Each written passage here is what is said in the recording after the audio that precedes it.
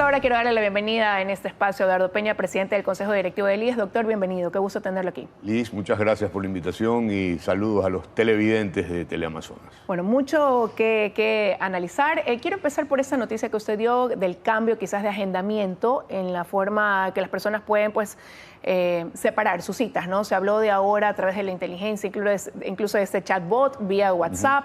¿Esto va a reemplazar al call center o más bien se suma? Es una vía más. A ver, inicialmente se suma al call center porque lo que hace el robot es aprende de los 300 operadores, pero progresivamente empieza a reemplazarlos. Y la inteligencia artificial tiene una ventaja, más allá de que aprende de los operadores, lee toda la infraestructura, geolocaliza y puede darte citas donde más cerca, digamos, más cerca donde tú la estás pidiendo. ¿Cuándo entrará en funcionamiento esto que debería redundar en agilidad? Ojalá que en un mes. En un mes. Y esto va a ayudar también a quizás a evacuar más rápido, de alguna manera, las más de 12.000 cirugías que están todavía represadas y que han sido, que estaban programadas. Sí, bueno, hay dos cosas ahí. Sí, definitivamente va a ayudar. La otra cosa que va a ayudar es lo que ha pasado ahora con los 5 primeros hospitales que entraron al plan de atención fines de semana. Y aquí tengo las cifras. Mira tú, las primeras 9 semanas nosotros teníamos 5 hospitales en el programa, porque queríamos calcular que el costo de atender los fines de semana programados no sea muy oneroso en horas extra. Nos pasó tal cual programábamos, no hemos tenido costos en horas extras y hemos hecho 1.047 cirugías. Ahí sí me siguen, porque tengo para que se vean los números, que significan más o menos 90 cirugías por fin de semana en 5 hospitales. Este fin de semana empiezan a operar 7 hospitales más, con lo cual vamos a tener 12 hospitales de la Seguridad Social operando sábados y domingos. Entonces, si ya no hay 12.000, sino 11.000 represadas, ¿cuál es la proyección de aquí una vez que entren 2 hospitales más? De aquí a fin de año. Calculando más o menos con los datos que tenemos, en 9 semanas hicimos 1.047 cirugías con 5 hospitales. Con 12 podríamos hacer 2.000 cada 9 semanas.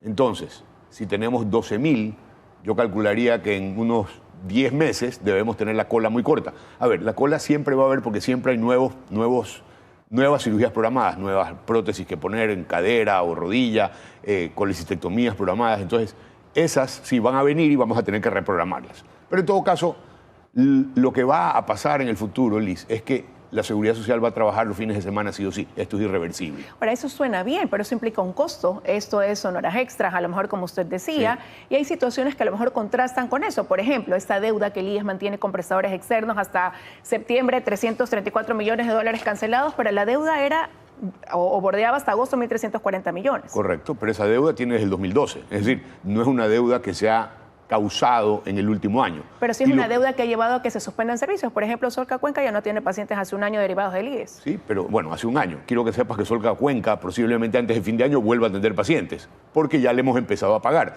Deuda que fue generada hace 3, 4 años, y Solca Cuenca, igual que los demás Solcas, están dentro del plan de pagos que tenemos para evitarnos que los pacientes que tienen cáncer, que tienen problemas renales o que tienen problemas cardíacos no sean atendidos. Esa es la prioridad. ¿Cuál es ese plan de pagos? Porque usted bien dice, heredan esta deuda, pero siempre se espera que se la vaya cubriendo, claro, ¿no? Para cada Solca es diferente, porque acuérdate que los montos de atención, el número de pacientes es diferente para cada Solca, y el que más pacientes nos atiende es Solca Pichincha, de ahí Solca Guayaquil, o sea, Solca Guayas, pero en ese orden los demás Solcas son más chicos, entonces cada uno tiene un plan de pagos diferente, estamos cumpliendo con todos. Pero en montos quizás esperan cerrar el año cubriendo ¿cuánto más de esa deuda? Vamos a pagar de aquí a fin de año como 326 millones de dólares más. Y ahí hay de todo, o sea, prestadores de nivel 3 tienen alta prioridad, ahí vamos, o sea, no ha sido fácil, pero ese es el trabajo. No, y es complicado y también hay preocupación porque hay un estudio que realizó la Dirección Actuarial del IES junto con Riscos Actuarios, donde ellos dicen que el Fondo de Salud enfrenta una situación inminente de quiebra técnica, que para el 2030 habrá un déficit de 7.709 millones de dólares. Sí, eso está el 2020. Ahora estamos trabajando para tener el del 2022, posiblemente en un par de meses, y yo quisiera que hasta el primer trimestre del 2025 tener hasta el 2024 el estudio actuarial.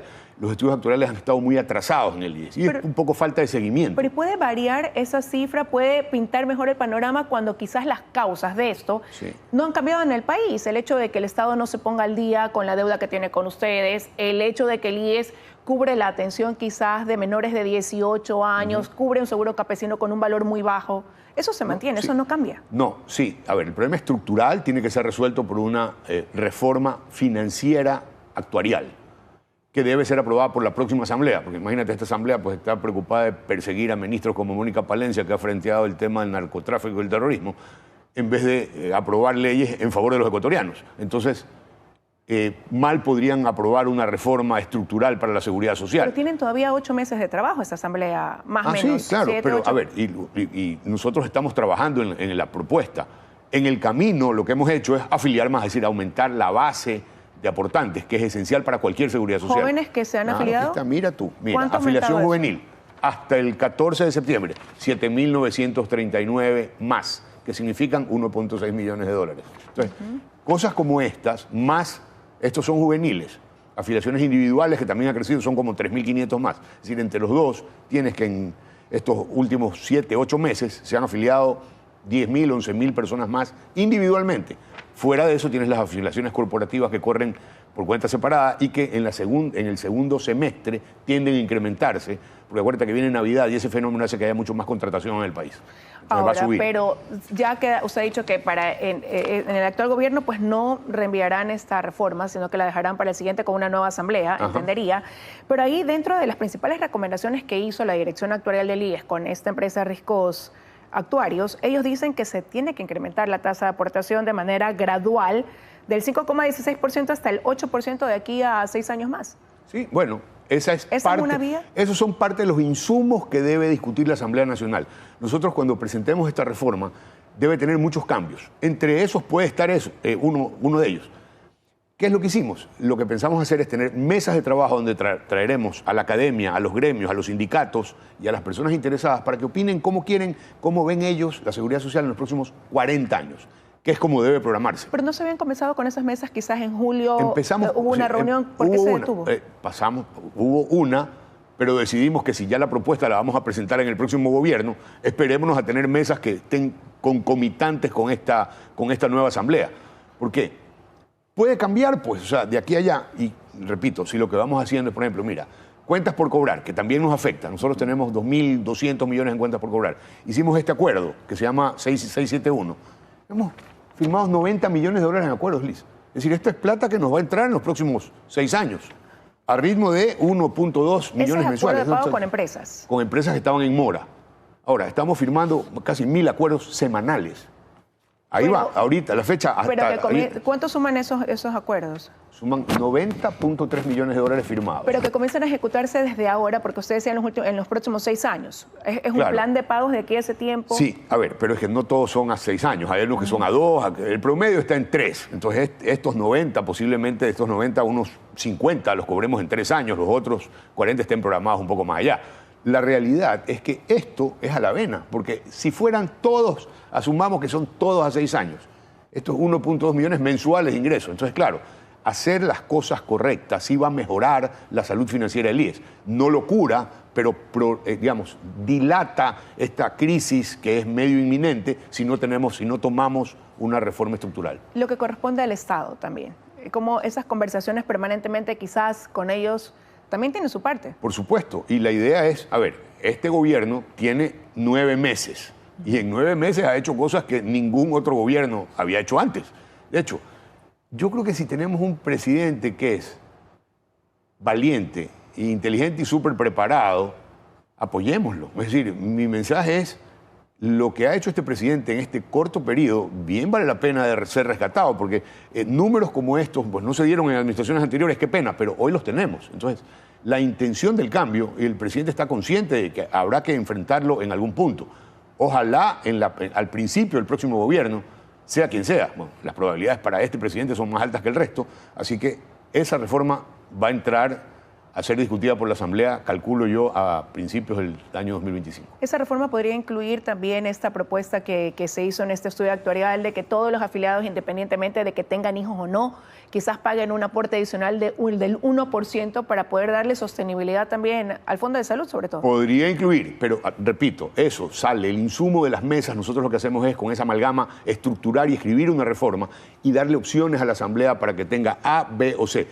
Hay que tomarse un remedio que posiblemente sea amargo, Pero qué dosis va a tener de cada cosa es una decisión que tiene que tomar la próxima Asamblea Nacional. Ahora, pero por ejemplo, las personas que nos ven, incluso nos escriben, nos dicen, se aumenta la atención en consulta externa en algunos hospitales los 7 días, pero no hay la medicina, por ejemplo, nos dan para 15 días y hay que ir a comprar. Mira tú, que cuando hicimos, cuando es medicina continua por el tratamiento de alguna enfermedad. De acuerdo, hay tipos de medicamentos, normalmente los medicamentos que usa el 80% de la población, es decir, Tylenol, ampicilina, gentamicina, que son los del día a día, es muy raro que falten. Cuando tenemos déficit son medicamentos medios especializados, que son medicamentos caros, que son medicamentos para tratar ciertos tipos de cáncer o enfermedades neurológicas, que normalmente tenemos un distribuidor único en el Ecuador, que cuando compramos a través del CERCOP, como es único proveedor, tenemos que comprarle a ese. Pero si no nos entrega la medicina, no podemos declararlo como incumplido, porque nos quedamos sin proveedor. Entonces, lo que estamos haciendo es conversando con el CERCOP para que libere una lista de 15 medicamentos y nos permita, tanto al Ministerio de Salud Pública como al IES, comprarlo directamente a laboratorios externos, o sea, laboratorios internacionales, que son además poquitos, porque ya te digo, este tipo de medicamentos no es que los produce todo el mundo, son 2 o 3 laboratorios en el mundo que lo tienen y normalmente nos dan condiciones de crédito muy ventajosas si los compramos directo. Si entramos por un intermediario, primero hay un margen, el margen que se gana el intermediario. Y segundo, a veces tenemos problemas en la inmediatez de la entrega. No nos entregan, entonces nos tienen un poco amarrados. Sin embargo, lo que hicimos para los otros medicamentos es aquellos establecimientos que tenían 10 meses de dotación por adelante, les presten a aquellos que no tenían o tenían 1 o 2, de manera que llegara a nivelarnos en alrededor de 72% de abastecimiento en todos. Entonces, estos préstamos se devuelven en el momento que el siguiente centro hace su compra, devuelve al anterior y todos se mantienen en un nivel medio aceptable. ¿Pero de qué depende cambiar eso? No, eso está haciéndose. Es decir, lo que hicimos fue, por ejemplo, el HCAM, que normalmente está muy bien abastecido. Pero el hecho de no tener las manos atadas a un solo proveedor, cuando usted mismo dice hay 2 o 3... El CERCOP tiene que liberarnos, el CERCOP tendría que liberarnos esta lista, que son 15 medicamentos específicamente, que le estamos pidiendo, sácalos del catálogo, libéranos para poder comprar internacional, como compramos insulina, por ejemplo. ¿Desde hace cuánto esperan la respuesta del CERCOP? No, pero empezamos, a ver, lo que pasa es que este gobierno tiene 8, 9 meses, entonces claro, te toca resolver cosas que han venido históricamente siendo un problema y la idea es que en el futuro ya no sean. Pero no es, la administración pública, Liz, va a una velocidad que para nosotros que venimos del sector privado es complicado aceptarla y tratamos de movernos dentro de esos requerimientos a la mayor velocidad posible. Pero no es fácil. Ahora, pero es inminente que haya una reforma en el corto plazo. Es inminente que haya una... O sea, si el corto plazo significa el primer semestre del 2025, sí. Ahí tenemos que ir a una reforma sí o sí. ¿Eso podría darle oxígeno? Hoy se pudiera decir que el fondo la reforma estructural arregla el problema de la seguridad social. O sea, no es que le va a dar oxígeno. Esto le da oxígeno. Acciones como estas que hemos tomado en el camino le dan oxígeno, sí. La estructura financiera de la seguridad social debe ser reformada y eso lo va a hacer la siguiente asamblea y ahí sí, esperemos que lo pensemos para 40 años y veremos qué sale, porque acuérdate, una cosa es lo que uno le manda a la asamblea, sea cual sea la asamblea, y otra cosa es lo que la asamblea lo que sale de ahí.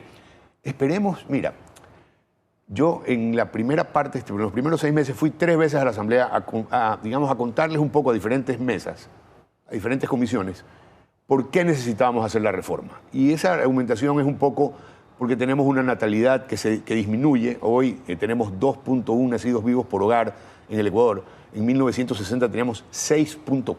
Entonces, la natalidad que cae.